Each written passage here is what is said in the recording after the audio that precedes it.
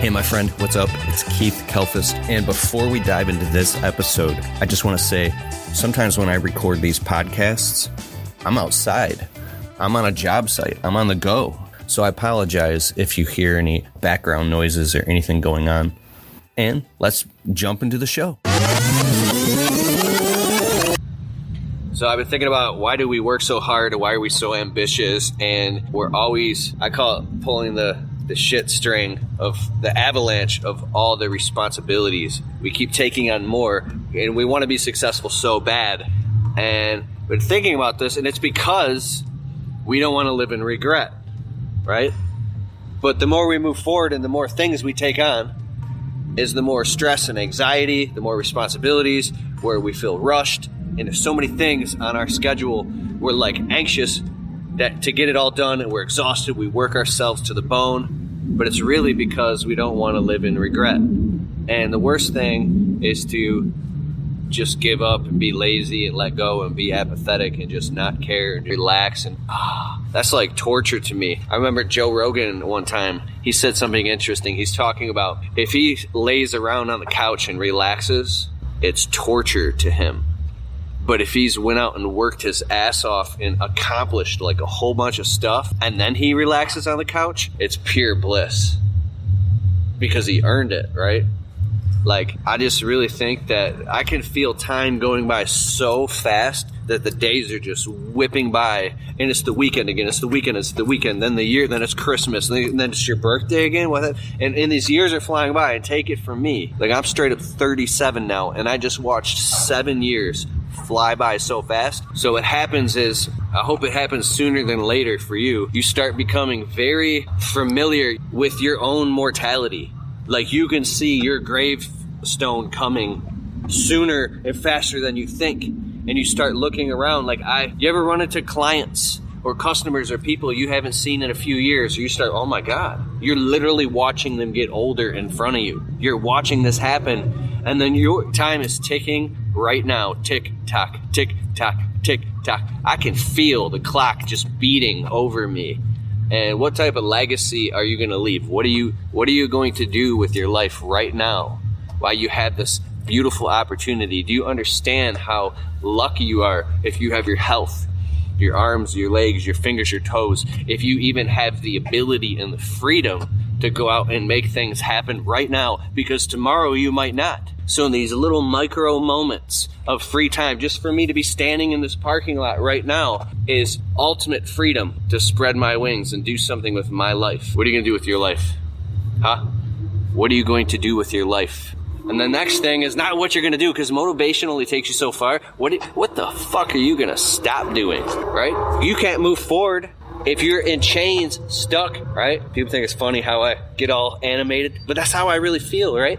What's holding you back? The past, negative people, toxic old thoughts and stories and bullshit going all the way back down to your childhood, and old pathologies in your brain that don't even make sense. I was thinking about this. If you had, like, I'm not saying you, but maybe you had like dramatic parents or something when you were a little kid. You witnessed them freaking out and being over dramatified about some petty shit, right? They were majoring on minor things all the time, and you grew up thinking everything's a catastrophe. So now you have this inner anxiousness about little shit. I got that. I was thinking, oh my God, when you were like a kid, your parents were probably like in their 20s. They were like barely coming out of being teenagers themselves. They probably weren't even that fucking mature enough to even have their shit together yet. I don't know what your story is, but all I want to say is a lot of the shit we learned in our formative years from other people, and the way it's the 95% rule. 95% of people are all think alike. They're in the 95% income group, and there's a 95% chance that 95% of everything you know comes from people in the 95% income group. Therefore, you're a 95%er. But as the pendulum swings and you get to once in a while you get to be around high achievers and high performers, not people that got a bunch of fucking money. That doesn't really mean a lot. I'm talking people that have a holistic life, a balanced life, that are truly successful. And you get around these people that are high performers, and then you go back home and you get around the people you're normally used to being around, or the negative people that try to suck your energy, and you're like, what? Like, it's really possible You really can live the life that you always dream of living, because there are people that are living it. And when you get around those people, that rubs off on you, and then you go back and you go, wait a second, this doesn't make any sense. I thought this was the only way, but it's not. It's just a way. And it's hard to let go and unadopt some of those fictions and some of those false realities and stories in your brain. But when you do, little by little, you can build these healthy boundaries where you begin to say no. Somebody, friend or family member, wants to call you up and dump all their bullshit on you, or suck you into a victim story, or guilt trip you. No. A client wants to call you up and get all dramatic about how they want you to come right now, and they don't even pay you that well. They want you to. Can you be there? Can you be there tomorrow? You usually say yes. No. You're not afraid anymore. In the world of scarcity, you live where you always feel like any minute the rug's going to get pulled out from underneath you. Any minute you're going to lose everything. Any minute you're going to be in a tailspin. You're caught in the swirl. So you run around in a reactive state, which is the sympathetic nervous system and the amygdala are firing, and they're keeping you in fight or flight mode. But over here is a world of abundance. More of the Untrapped podcast continues right after this. Guys, if you need help being more organized and being perceived as a professional to your clients and prospective customers, then you got to check out Jobber. Jobber is an awesome software that you can run your entire service business on. You can create invoices, quotes, estimates, work orders. It integrates with your calendar. You can collect money. You can run your whole business on Jobber and grow with it as well. Get your 14-day free trial of Jobber at keithkalfas.com/Jobber. I use Jobber in my business, and it's awesome.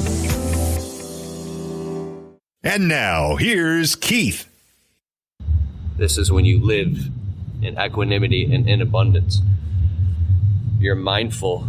And over here, it's really about managing opportunity. There's so much opportunity that you have developed a whole new skill set of learning how to manage opportunity overwhelm. Because that's the real truth, right? Because what got you here won't get you there. What got you here won't get you there. In order to get there, you got to let go of a lot of this shit. And sometimes that means spending less time with people you used to love.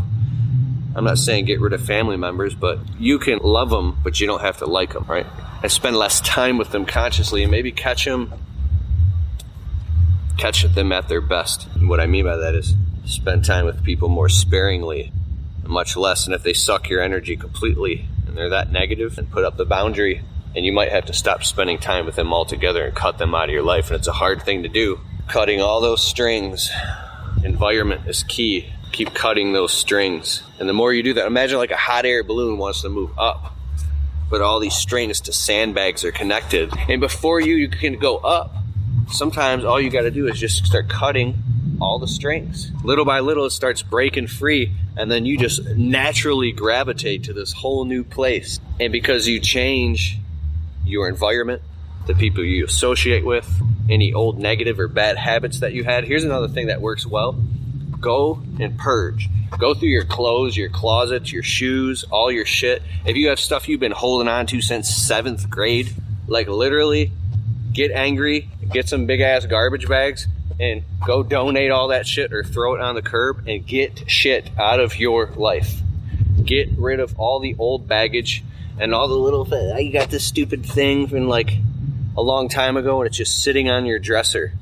Throw it in the fucking garbage, dude. Get rid of all of it. Forgive people, anybody who hurt you. Let go. Move on. And then when you let go of like 80% of all that baggage, you realize that 20% of the rest of the self-development is literally just like a walk in the park. It's not a walk in the park, but it's way easier to gravitate upward when you let go of all the baggage, right? Getting around successful people is another, and this is a huge part. I wish I would have said this in the beginning of the video. It's not okay. It's not okay to not be successful if you want to be. When I go to these mastermind events and I get around these 7-figure earners, like, it's not okay to do less than 7 figures a year. Like, it's not even acceptable. Like, it doesn't even make any sense that you would not work it out and have communication with your spouse, your girlfriend, your fiance, your wife, and have like a real conversation and move forward. It doesn't make sense that you would let this person walk all over you and get in the way of you living your dreams. It doesn't even make any sense that you would let your own negative baggage and bullshit and your victim stories and your head trash and being a bitch stop you. Why would you let yourself stop yourself from being who you really want to be and be successful? Why would you do that to yourself? Time is clicking and moving by very quickly. And the next thing is, dude, I'm on the phone with my buddy Joshua Latimer. He said this to me. He goes, "Are you serious right now, Keith? Are you still telling me this story? Are we seriously going to be on the phone again the same exact time next year? And you're still going to be going through the same old problem? Are you kidding me right now? I'm not even going to have this conversation with you. Like, sick of it. Are you seriously going to keep having the same fucking thoughts and conversations and stupid-ass petty problems next year as you're having right fucking now? Are you fucking kidding me? Who is the role model that you are being to all the people that are watching you? All the people who you love and that love you. Because they're watching you. There's people watching that you don't even know. But especially the people that you love. It is your responsibility to be a role model. See, when you are advancing forward in the destiny of your dream, in the direction of your dreams and your destiny, and you are moving forward confidently, other people are watching, and that inspires them to step up and want to move confidently. They're following you. They're watching you. It's your job to be a leader. And what is the definition of confidence? Confidence is really just your belief in your own ability to figure things out. You believe in it? Do you believe you can figure it out? I don't like to talk about myself too much, but in the last 4 years, I've literally watched a lot of my wildest dreams come true. I remember being a broke kid, riding a bike, riding a bus. We lived in homeless shelters. You've heard me say my mother died of a heroin overdose. I've ridden a city bus. I've lived in 34 homes. I've had like 32 jobs, and I've slept on people's couches. Grew up around drug and alcohol abuse. I was physically abused as a child. And to go through all that and grow up with all these self-limiting beliefs, and I remember being in my mid-20s, being such a fucking wuss, being afraid to step out and take any chances and do anything because I didn't believe I was good enough. And here I am today, living my dreams. You gotta say, if it's meant to be, it's up to me. If it's meant to be, it's up to me.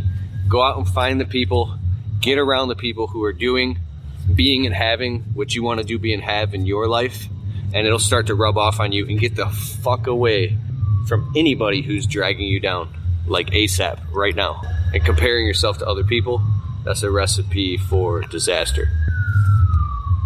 I say, if you find yourself scrolling through Instagram or looking at social media or comparing yourself to anybody, you need to like literally slap yourself in the hand and put your phone down and just get out there and hustle and make a plan, because time's moving by really, really quick, and you will wake up next year and be in the same fucking spot. You will wake up in 5 years and have gone nowhere with your life, and that's not okay. It's not okay.